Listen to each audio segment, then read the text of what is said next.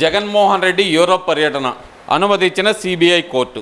Europe నుంచి రాగానే మా ముందల తప్పనిసరిగా వ్యక్తిగతంగా హాజరు కావాలి అంటూ ఈసారి తీర్పిచ్చిన సిబిఐ కోర్టు. ఎలా చూడాలంటారు దీన్ని? నమస్కారం. జగన్మోహన్ రెడ్డికి మరి కోర్టు తీర్పులు, కేసులు అన్నీ ఉన్నాయి. ఏదో కూతురు పుట్టినరోజనో ఈ కేసులు ట్రయల్ రన్కి వచ్చేసింది, ఫైనల్లోకి వస్తున్నాయి కదా అన్నీ. అందుకని గుర్తు వస్తాయి, ప్రతిదీ గుర్తుకు వస్తుంది అతనికి. మనం ఆ రోజు కూడా చూసాం, పాదయాత్ర టైంలో కేసుల రోజు నాకేదో ఒక ప్రోగ్రాం అని పెట్టాడు. పాదయాత్ర చేయటం శుక్రవారం వచ్చేది. మరి ఆర్థిక ఉగ్రవాది ఇతను. వాస్తవం ఏంటంటే ప్రజలకు తెలుసు, పూర్తిగా ఓటర్లకి, ప్రజలకు మొత్తం అందరికీ తెలుసు, విశ్లేషకులకు కూడా తెలుసు, మరి రాజకీయ నాయకులు తెలుసు, మరి కోర్టు జడ్జీలకు తెలుసో లేదో కానీ, ఎందుకంటే మనం అంత దూరం పోం కదా, ఏదో పోలీస్ స్టేషన్ దాకా వెళ్తాం, అంత మటుకు ఇక్కడ వరకు పరిష్కరించుకొని వచ్చేస్తుంటాం. మరి ఎలా మెయింటైన్ చేస్తున్నాడు, ఇంతమంది లాయర్లను ఎలా మెయింటైన్ చేస్తున్నాడు, ఇన్ని వేల కోట్లు ఎందుకు ఇస్తాడు? మరి ఆ లాయర్లు ఏం కోటీసులు అయిపోతున్నారు. ఇతను కేసులు వాదించే గమ్మత్తు చూశారు అసలు. అట్లా అంత గమ్మత్తుగా ఉందంటే 12 ఏళ్ళ నుంచి కోర్టుకు హాజరుపడట, లాయర్లు పిటిషన్ల మీద పిటిషన్లు వేస్తున్నారు. ఇది పెద్ద గమ్మత్తు అసలు. మరి మేధావులు ఏమైపోయారో అర్థం కావట్లా. మరి గత 5 ఏళ్లలో కూడా అతను పరిపాలించినప్పుడు, జగన్మోహన్ రెడ్డి పరిపాలించినప్పుడు మరి ఎక్కడున్నారో ఒక్కరూ నోరెత్తి మాట్లాడలేకపోయారు. మరి ఆయన కూడా అనగదొక్కేశాడా ఏంది అనేది ప్రజలు కూడా ఒక జవాబుదారీతనంగా ప్రశ్నించాలి, తెలుసుకోవాలి అన్నిటికి కూడా. మరి ఈరోజు చూడబోతే ఏదో కాస్త డిజిటల్ బుక్ అంటాడు, ఒకసారి ఏమో 2.0 అంటాడు, మరోసారి ఏమో వైట్ పేపరో ఏదో అన్నాడు. ఒక 3 సబ్జెక్టుల గురించి చెప్తా ఉంటాడు. కార్యకర్తలకి భరోసా ఇస్తున్నావు, కరెక్టే. ఎన్ని సంవత్సరాలకు గుర్తొచ్చారు నీకు కార్యకర్తలు? ఎన్ని ఏళ్ళకు గుర్తొచ్చారు నీకు నాయకులు? అంటే నీ అన్యాయులకి, నీ ఆత్మబంధువులకి, నీ బంధుమిత్రులకి కోట్ల రూపాయల ధనం, ప్రజాధనాన్ని కోటీసులను చేశావు నీ 5 ఏళ్ల పరిపాలనలో. నీ బంధువర్గం కనీసం తిండికి లేనోళ్ళు 100 కోట్లు 1000 కోట్లు సంపాదించారు. అది గుర్తుందా జగన్మోహన్ రెడ్డి? నీ 5 ఏళ్ల పరిపాలనలో అది ఎవరిధనం? ప్రజాధనం. అభివృద్ధి చెందాల్సిన రాష్ట్రాన్ని, అమరావతి రాజధాని కట్టాల్సిన నిధుల్ని నీ అన్యాయులకి, నీ ఆత్మబంధువులకి, నీ బంధుమిత్రులకి దోసిపెట్టావంటే నీకు ఎంత ధైర్యం అంటే, రాజకీయ ముసుగులో నీ తండ్రి గారైన వైఎస్ రాజశేఖర రెడ్డిని ఆ రోజు అధికారం అడ్డం పెట్టుకొని 1000 కోట్లు సంపాదించావు, బెదిరించావు, అధికారులు బెదిరించావు, అధికారులు బలి కూడా అయ్యారు. ఇప్పుడు ఇదంతా ఒక ఎత్తు, ఆ బలిగా అధికారుల బలి కానీ లేదంటే దోచుకోవటం కానీ ఒక ఎత్తు అయితే కనుక, ఈసారి సిబిఐ కోర్టు మాత్రం జగన్మోహన్ రెడ్డిని వ్యక్తిగతంగా హాజరు కావాల్సిందే అని కోరటాన్ని, అసలు ఆ తీర్పు ఇవ్వటాన్ని అసలు ఎలా చూడొచ్చు అంటారు? ఎందుకని ఈసారి అలాంటి తీర్పు ఇవ్వాల్సి వచ్చిందంటారు? ఇది ఫైనల్ తీర్పు కదా, ఫైనల్కి వచ్చేసింది. అందుకనే ఇతను మేనేజ్ చేస్తాడు. ఎంతటి వ్యవస్థనైనా ఇతని కనుసంధాల్లో గుప్పెట్లో పెట్టుకొని ధనదాహం, ఇతను రాజకీయంలోకి వచ్చిందే ధనదాహంతో.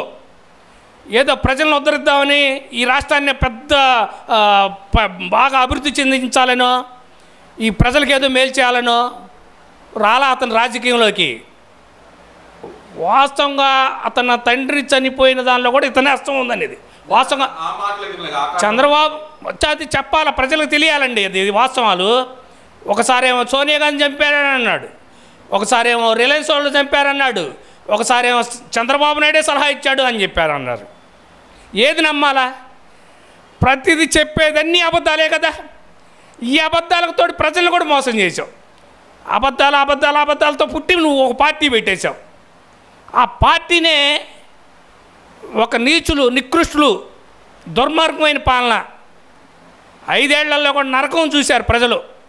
ఏం మాట్లాడలేక, నీకు ఎదురు తిరగలేక, ఏం చెప్పాలో ప్రజల్ని దగ్గరికి ఏ రోజైనా నువ్వు స్వయంగా ఒక ముఖ్యమంత్రిని కలవాలంటే ఒక ప్రజావేదిక లాంటిది పెడతారు కదా. నీ తండ్రి కూడా పెట్టాడు కదా, ప్రజా దర్బార్ కానీ రచ్చబండ్ల కార్యక్రమాలు కూడా పెట్టారు. ప్రతి కార్యక్రమం పెట్టాడు కదా. సీఎం అనేతను, ఒక ముఖ్యమంత్రి అనే వ్యక్తి ప్రజల్లో మమేకమై ఉండాలి. నీకు మమేకం అవ్వటం కాదు, ప్రజల్ని ఎట్ట పీడించుకు తినాలా, ప్రజల్ని మభ్యపెట్టి మాయ చేసి మంత్రాలతో ఎంత మూట కట్టుకొని సొమ్ము చేసుకొని ఈ డబ్బంతా విదేశాలు తరలిస్తున్నాం. ఆఫ్రికా దేశంలో మైనింగ్లో కొంటున్నామంట, మరి అక్కడ ఏ గనులు ఉండి, మరి అక్కడ ఆంధ్ర రాష్ట్రంలో అయిపోయింది. మరి అక్కడ కూడా గనులు ఉంటాయి, వజ్రాల గనులని, రాగి నిక్షేపాలని, ఎన్ని నిక్షేపాలు ఉన్నాయి సౌత్ ఆఫ్రికాలో. అది చరిత్ర తెలిసిందే. సౌత్ ఆఫ్రికా గురించి మనం తెలుసుకోవాల్సింది కొన్ని చాలా ఉన్నాయి. మరి దుబాయ్లో పెట్టుబడులు పెట్టారంట, ఈ డబ్బంతా అక్కడ తరలించేసావు. మళ్ళీ కొత్తగా అనిల్ రెడ్డి, సునీల్ రెడ్డి, ఒరే నాయన గోయి తీసేకుంది. ఇంకా లోర, ఇంకా కలుగులో ఇంకా ఎన్ని ఎలుకలు ఉన్నాయో కూడా, ఎలుకలతో పాటు ఇంకా ఎన్ని పందికొక్కలు ఉన్నాయో కూడా సిట్టు చక్కగా చేసుకుంటూ వచ్చింది. ఇప్పుడు సిబిఐ ఎంటర్ అయింది, ఎటు కదలలేకపోతున్నాడు. అందుకని ఏదో ప్రత్యామ్నాయంగా ఒక అతి తెలివితేటలు, నేను 30 ఏళ్ళు సీఎంగా ఉంటాను అని కలగన్నావు. కళలు ఏమైపోయినాయి? 5 ఏళ్ళకే పరిమితమైంది కళలు. నిన్ను కళలు చెరిపేశారు. ప్రజలు అనేవాళ్ళు ఎప్పుడు కూడా వాళ్ళకి కోపం తెప్పించి, అబ్బా ఇతను పనికిరాడు, రాజకీయ నాయకుడిగా అసలు వేస్ట్ అనిపించింది. ప్రజలు విసిగించారు అంటే ఇక నీకు పర్మనెంట్గా నిన్ను, అందుకే ప్రతిపక్ష హోదా కూడా ఇవ్వాల, ప్రతిపక్ష నాయకుడు కూడా కాలేకపోయావు. ఏడుస్తావు, ప్రతిపక్ష నాయకుడు కావాలా, ప్రతిపక్ష నాయకుడు గట్ట. అసలు ప్రతిపక్ష నాయకుడు కాదయా. తెలంగాణలో కోనమనేని వెంకటేశ్వరరావు కమ్యూనిస్ట్ పార్టీ ఉన్నాడు కదా, మరి ఆయన ధోరణి చూసుకొనైనా మీ అసెంబ్లీలో నీకేం కావాలో నువ్వు అడుగు గట్టిగా నిలది, స్పీకర్ ముందు నీ ప్రతిపాదనలు చెప్పు, కరెక్ట్గా మాట్లాడు. ఇదిగో నా నియోజకవర్గం ఇది కావాలని, నా ప్రజలకు ఇది కావాలని. ఏ రోజైనా నీకు ఆ ప్రజల మీద ప్రేమ ఉంటేనే కదా. ప్రజల మీద ద్వేషం, ప్రజలను అడ్డం పెట్టుకొని నువ్వు అధికారం సంపాదించావు. మోసాలు చేసావు, అబద్ధాలు ఆడావు, అన్నీ మోసాలతో కూడిన పార్టీ అసలు వైసీపీ పార్టీ. ఈ మధ్యకాలంలో కొంతమంది కుల మతాల భేదాలను రెచ్చగొట్టి దాన్ని కూడా కూటమి ప్రభుత్వం మీద వేయాలని చూస్తున్నాడు.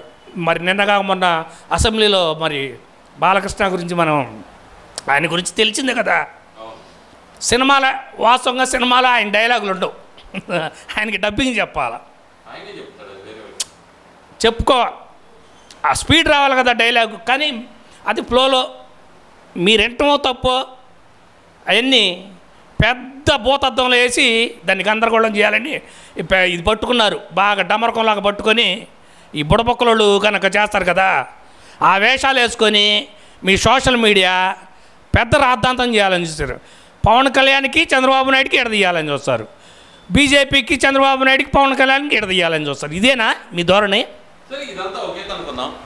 ఏదైతే జగన్మోహన్ రెడ్డి డిజిటల్ బుక్ అంటూ ఓపెన్ చేశారో దాంట్లో మొట్టమొదటి కంప్లైంట్ చిలకలూరుపేట నుంచి విడదల రజని మా మీద దాడి చేసింది అని చెప్పి నవతరం పార్టీ అధ్యక్షుడు ఒక ఆయన కంప్లైంట్ చేయడం, వాళ్ళ డిజిటల్ బుక్లోనే, వైఎస్ఆర్సీపీ డిజిటల్ బుక్లోనే విడదల రజని మీద కంప్లైంట్. ఎలా చూడాలంటారు దీన్ని? అసలుకి వాళ్ళ నాయకుల మీద వాళ్ళే ఇచ్చుకుంటారు, ఎందుకంటే కబ్జాదారులు వాళ్ళే కదా. మైనింగ్లో కానీ, భూ కబ్జాలు కానీ, మరి స్క్వాడ్స్ కానీ, మరి రాగి నిక్షేపాలు కానీ, ఇవన్నీ వాళ్ళ నాయకులు చేసిన టైంలోనే కాయి, వాళ్ళు మినిస్టర్లుగా ఉండగా, ఎమ్మెల్యేలు ఉండగా వాళ్ళు చేసింది వాళ్ళు కంప్లైంట్లు ఇచ్చుకుంటారు. ఇది ఏంటంట విచిత్రమే కదా, ఇది బాగా విచిత్రం. విడుదల రజనీ మీద వాళ్ళ కార్యకర్త కంప్లైంట్ ఇచ్చాడు, చూశారుగా ఎంత దోపిడీ జరిగిందో. అంటే వాళ్ళ నాయకులు కూడా బతకనీలా, వాస్తవంగా వాళ్ళ నాయకులు కూడా బతకనీయకుండా మీరు కోట్లు సంపాదించుకున్నాడు, మీ కోట్లు మాకు వాటా ఇవ్వండి ప్రతి దానిలో కూడా. ఇదే పోదారని దాచుకోవటం నాయకులు మొత్తం అట్లా చేశారు. ఇక కార్యకర్త అనేవాడు ఎక్కడ ఉంటాడు? మరి ఏదో ఐడి కార్డు ఇస్తాను, ఐడి కార్డు ఉంటే కనుక అదే మీకు శ్రీరామ రక్ష అంటున్నాడుగా మరి జగన్మోహన్ రెడ్డి కార్యకర్తలను ఉద్దేశించి. అంటే అధికారం పోయిన తర్వాత నీకు కార్యకర్త గుర్తుకొచ్చాడా? కార్యకర్త కావాలా ఇప్పుడు నీకు? కార్యకర్త అండ కావాలా? అంటే కార్యకర్త భార్య బిడ్డలు ఏమైపోవాలా? వాళ్ళ తల్లిదండ్రులకు ఏ క్షోభ అనిపించాలా? అంటే నీ పార్టీలో ఉండి అంతేగా? అంటే ప్రాణాలు పోగొట్టుకోమంటున్నావా? అంటే నువ్వు కారు గుద్ది పోతే ఇంకంతేనా? అంటే ప్రజలు ప్రాణం అంటే విలువ లేదు, కార్యకర్తకి విలువ లేదు. ఏ విధంగా ఉండాలి నీ పార్టీలో చెప్పు? జగన్మోహన్ రెడ్డి చెప్పు, వాస్తవం చెప్పు. నీకు నిజాలు మాట్లాడటం తెలియదు, నిజం చెప్పు. ఆ పనికి మాలిన సజ్జలో ఒకటి పెట్టుకున్నావు. ఇప్పుడు కూడా అతని ధోరణి మారలా. ఆ ఏములు సాక్షిలో ఉండ అతని పేరు ఏదండి? అతను మరి ఆ సాక్షి మీడియాలో అయితే అసలు ఎంత గందరగోళం చూపిస్తాడు. పొద్దుగులేస్తే ముందో చంద్రబాబు, వెనకో చంద్రబాబు. ఇదే పని. నీకు ఎక్కడ అభివృద్ధి జరగట్లో దాని మీద పోరాటం చేయి. రాష్ట్రంలో నువ్వు ముఖ్యమంత్రివి, మాజీ ముఖ్యమంత్రివి నువ్వు. నీకు దమ్ము ధైర్యం ఉంటే నువ్వు అభివృద్ధి ఎక్కడ చేయట్లేదో, ఏ ప్రాజెక్టు కట్టలేదో, నీ కడప జిల్లా నుంచి ఒక నీళ్ళు వచ్చినాయి. సిగ్గు శరం ఉందా?